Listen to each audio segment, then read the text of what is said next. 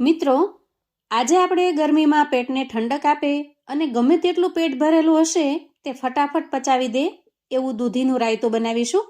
મોટે ભાગે તમે દહીંનું રાયતું, કાકડીનું રાયતું ટ્રાય કર્યું હશે, પણ 100% આ રીતે પેટમાં ઠંડુ અને પાચક એવું દૂધીનું રાયતું ટ્રાય નહીં કર્યું હોય. બનાવવાની રીત તો સાવ સિમ્પલ છે અને આ રાયતાને તમે 2 થી 3 દિવસ સાચવીને કેમ રાખી શકો છો એ ટ્રિક્સ પણ બતાવીશ. તો ચાલો ઝડપથી રીત જોઈ લઈએ. સૌથી પહેલા આપણે અહીંયા એકદમ ફ્રેશ અને કૂણી એવી 150 ગ્રામ જેટલી દૂધી લીધી છે. હવે દૂધીના વધારાના ભાગને આપણે દૂર કરી લઈશું અને પિલરની મદદથી એની ઉપરની છાલને ઉતારી લઈએ. મિત્રો, દૂધીની અંદર ઘણા બધા ઔષધીય ગુણો રહેલા છે. વજન ઘટાડે છે અને એસિડિટીની સમસ્યાને પણ દૂર કરી પાચન શક્તિ સુધારે છે. અનેક પોષક તત્વોથી ભરપૂર હોવાથી અનેક ગંભીર બીમારીથી બચવામાં પણ મદદરૂપ થાય છે અને ખાસ કરીને ડાયાબિટીસના દર્દી માટે દૂધીનું સેવન ખૂબ જ ફાયદાકારક છે. જુઓ, અહીંયા મેં છાલ તો ઉતારી લીધી છે, પણ એના નીચેની જે એક્સ્ટ્રા વધારાની છાલ હોય એને પણ આપણે દૂર કરી લઈશું. હવે આપણે આ રીતે મીડિયમ સાઇઝની ખમણી લઈશું અને દૂધીને ખમણી લઈશું. અહીંયા આપણે દૂધીને ખમણીને તૈયાર કરી લીધી છે. હવે આપણે એક વાટકી કે મેજરમેન્ટ કપ લઈશું અને દૂધી કેટલી છે એ જોઈ લઈશું. તો અહીંયા દૂધીને વધારે પડતું પ્રેસ કરીને નહીં, પણ આ રીતે જ ભરી દેવાની. જુઓ, અહીંયા 1 કપ અને આ બાકીની અડધા કપ જેટલી દૂધી થઈ છે. તો ટોટલ અહીંયા 1.5 કપ જેટલી દૂધી આપણે ખમણીને તૈયાર કરી છે.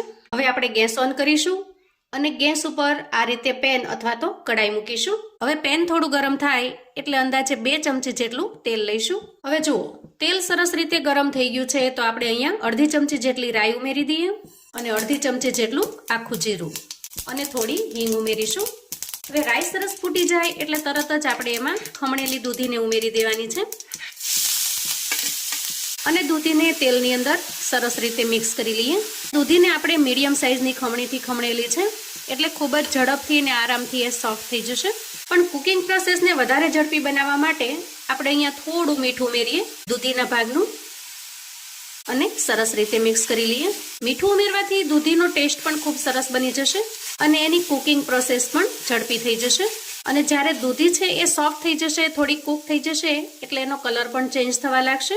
અંદાજે 2 થી 3 મિનિટ સુધી આ રીતે આપણે દૂધીને સરસ રીતે ચલાવી લીધી છે. આ પ્રોસેસને તમે તેલમાં શેક્યા વગર પાણીમાં દૂધીને બાફીને પણ કરી શકો છો, પણ રાયતું લાંબા સમય સુધી સારું રહે, એમાં પાણીનો બિલકુલ ભાગ ન રહે, એટલા માટે મેં અહીંયા તેલથી સરસ રીતે દૂધીના ખમણને શેકી લીધું છે. હવે જુઓ, અહીંયા દૂધી લગભગ મોટા ભાગે કૂક થઈ ગઈ છે. ગેસની ફ્લેમને આપણે બંધ કરીશું અને જ્યાં સુધી પેન ગરમ છે ત્યાં સુધી થોડું ચલાવી લઈશું જેથી તળિયે ચોંટી ન જાય. હવે દૂધીને થોડી વાર માટે ઠંડી થવા દઈશું અને જ્યાં સુધીમાં દૂધી ઠંડી થશે ત્યાં સુધીમાં આપણે આગળની પ્રોસેસ કરીશું. હવે આપણે એક મિક્સિંગ બાઉલ લઈશું અને જે કટોરીના માપથી આપણે દૂધી લીધેલી છે એ જ કટોરી લઈશું અને જેટલી દૂધી હતી એટલું જ આપણે અહીંયા દહીં ઉમેરીશું. તો સૌથી પહેલા અહીંયા 1 કપ અને બાકીનું અડધો કપ, એમ ટોટલ આપણે અહીંયા 1.5 કપ જેટલું દહીં લેવાનું છે. રાયતું બનાવવા માટે એકદમ સરસ ફ્રેશ અને મોળું દહીં લઈશું. હવે દહીંને આપણે વિસ્કરની મદદથી સરસ રીતે ફેંટી લેવાનું છે અને એકદમ સરસ સ્મૂથ બનાવી લેવાનું છે.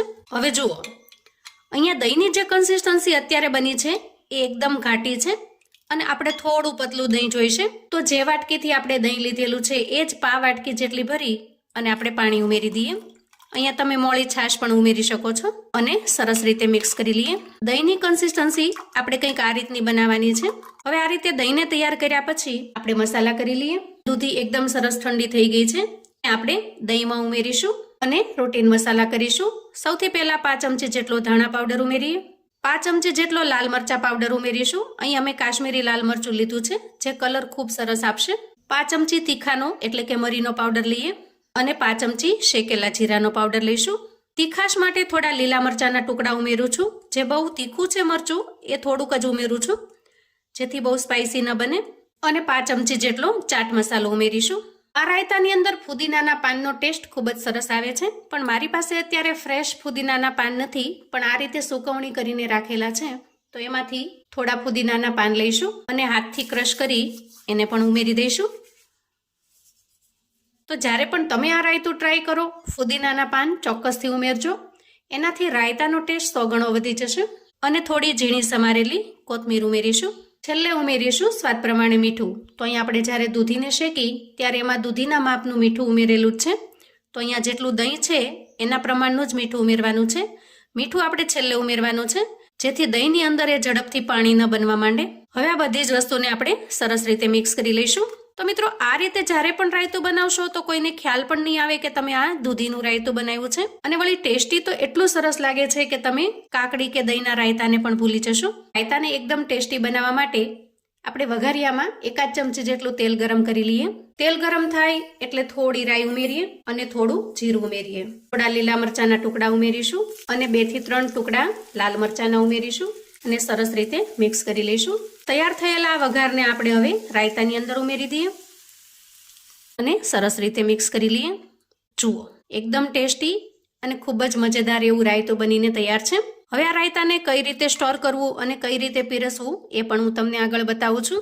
તો અહીંયા પીરસવા માટે સૌથી પહેલા સર્વિંગ પ્લેટ લઈશું અને એમાં તૈયાર થયેલું રાયતું આપણે ઉમેરીએ. ત્યાર પછી જો તમારે રાયતાની અંદર કોઈ ફ્રૂટ ઉમેરવું હોય એના એકદમ ઝીણા ઝીણા પીસ કરી અને આ રીતે ઉપરથી એડ કરી દેવાનું. થોડો તીખાનો પાવડર સ્પ્રિંકલ કરીશું અને થોડો શેકેલા જીરાનો પાવડર ઉમેરીશું. થોડો લાલ મરચાનો પાવડર ઉમેરીશું ગાર્નિશિંગ માટે, જેનાથી લુક ખૂબ સરસ લાગશે, અને થોડી ઝીણી સમારેલી કોથમીર. અહીંયા ફ્રૂટમાં જ્યાં મેં કેળાનો ઉપયોગ કર્યો છે ત્યાં તમે દાડમના દાણાનો અથવા તો સ્ટ્રોબેરીના ઝીણા ટુકડાનો પણ ઉપયોગ કરી શકો છો. ખરેખર ખૂબ જ મસ્ત લાગે છે. જો સ્ટ્રોબેરી કે દાડમના દાણા હોય તો ચોક્કસથી ઉમેરજો. એનાથી રાયતાનો ટેસ્ટ એકદમ એક એક્સ્ટ્રીમ લેવલે પહોંચી જશે. અને આ રીતે સર્વ કરીને ટેસ્ટી રાયતાને એન્જોય કરજો. આ રાયતાને તમે 2 થી 3 દિવસ સુધી ફ્રીઝરમાં સ્ટોર કરી શકો છો. ફ્રીઝરમાં રહેશે તો એ બિલકુલ ખાટું પણ નહીં થાય અને એના અંદર પાણી પણ નહીં થાય. તો ખરેખર આજનું જે આપણું આ રાયતું છે એ ટેસ્ટની સાથે એકદમ હેલ્ધી પણ છે. અને ઉનાળાની અંદર પાચનની સમસ્યા થાય છે અને પેટમાં બળવાની પણ સમસ્યા થાય છે. તો આ સમયે તમે શાકની જગ્યાએ આ રાયતાનો ઉપયોગ કરી શકો છો. પૂરી, પરાઠા, રોટલી સાથે કે પછી પ્લેન તમે આ રાયતાને એન્જોય કરી શકો છો. રોટલી વગર પણ આ રાયતું ખાવાની તમને ખૂબ જ મજા પડે એવું ટેસ્ટી બને છે. તો મિત્રો, જો તમે ક્યારેય પણ આ રીતે દૂધીનું રાયતું ટ્રાય ન કર્યું હોય તો એક વખત મારા કહેવાથી પણ ચોક્કસથી બનાવજો અને મને તમારો ફીડબેક શેર કરજો કે તમને આ રેસિપી કેવી લાગી છે. આવું અવનવું જાણવા માટે અને મને સપોર્ટ કરવા માટે ચેનલ પર જો તમે નવા છો તો પ્લીઝ ચેનલને સબસ્ક્રાઈબ કરો. વિડીયો ગમે તો લાઈક અને શેર કરો. તમારા સગા સંબંધી મિત્રોને પણ આપણી આજની એકદમ હેલ્ધી અને ટેસ્ટી એવા દૂધીના રાયતાની રેસિપી ચોક્કસથી મોકલી આપજો, જેથી એ લોકો પણ બનાવીને તૈયાર કરી શકે, એન્જોય કરી શકે અને એના પરિવારને પીરસી શકે.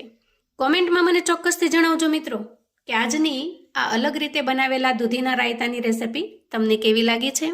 ફરી મળીશું એક નવી રેસિપી સાથે. ત્યાં સુધી આવજો મિત્રો.